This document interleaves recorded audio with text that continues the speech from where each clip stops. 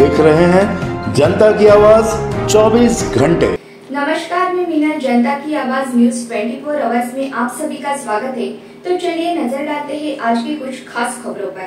डोंबिवली के शिव मंदिर पथ पर वैकुंठ स्मशान भूमि में टपकते छत के कारण अंतिम संस्कार को आए नागरिकों को काफी समस्याओं से गुजरना पड़ रहा है। यहाँ पर अपने परिजनों की अंत्यविधि के लिए आए नागरिकों ने अपनी नाराजगी व्यक्त की है।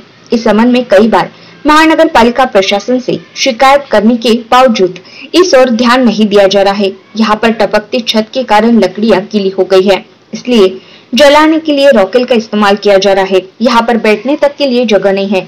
यहाँ पर जमा पानी के कारण नागरिकों ने बीमारियों का खतरा जताया है। इस स्मशान भूमि में मरम्मत के लिए लाखों रुपए खर्च किए गए हैं, लेकिन इन लाखों रुपए से स्मशान भूमि में क्या कार्य किया गया, ऐसा सवाल नागरिकों ने उपस्थित किया है। रामनगर भागातली सगळ्यात जुनी ही स्मशानभूमी आहे। आपण आता बघतोय की वर्षानुवर्ष या स्मशानभूमीची दुरावस्था आहे। महापालिका प्रशासक असो किंबहुना राज्यकर्ते असो कोणी याकडे लक्ष देत नाही। आज आपण बघतोय की एवढ्या मोठ्या प्रमाणावर इथे गळती लागलेली आहे।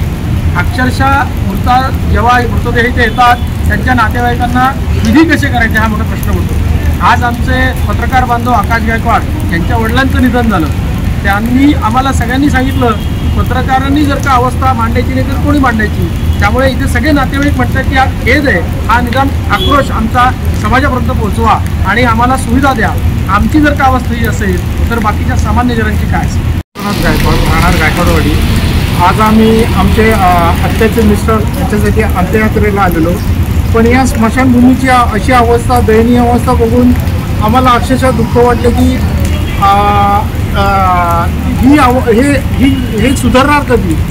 की गेली कितीच वर्ष त्याची डागडुजी चालू आहे, पण त्याच्यातनं काही निघत नाही आहे, त्याच्यातनं सोल्युशन काही निघत नाही आहे, तर हे किती दिवस चालणार?